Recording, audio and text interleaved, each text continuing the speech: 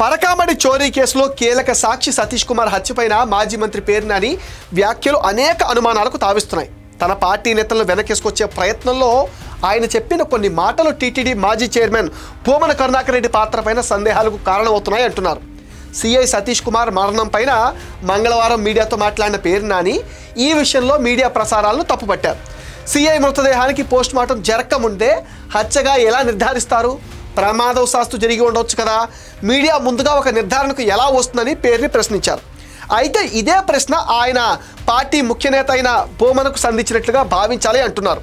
పరకామణి చోరీ కేసులో అనుమానితుడైన బోమన ఇదే కేసులో సాక్షి మరణిస్తే పోస్టుమార్టం జరగకుండా ఆత్మహత్య చేసుకున్నాడని, తన పేరు చెప్పమని పోలీసులు బలవంత చేయటం వల్లే సతీష్ కుమార్ ప్రాణాలు తీసుకున్నాడని సాయంత్రం 4 గంటలకు మీడియాతో చెప్పారు. పేరుని చెప్పినట్టు ఆ సమయంలో కూడా పోస్టుమార్టం అయితే జరగలేదు. పోస్టుమార్టం జరగకుండా మృతదేహాన్ని కూడా చూడకుండా బోమన మీడియాతో మాట్లాడుతూ ఆత్మహత్య అంటూ ఎలా ప్రచారం చేశారన్న ప్రశ్న ఇప్పుడు ఎదురవుతుంది. బోమన అత్యుత్సాహం చూస్తూ ఉంటే పేరుని చెప్పినట్లుగా పరకామణి చోరీ కేసులో తన పేరు బయటపడకుండా ఉండడానికి ఏదైనా కుట్ర చేశారా అనే అనుమానాలు కూడా ఇప్పుడు వ్యక్తమవుతున్నాయి.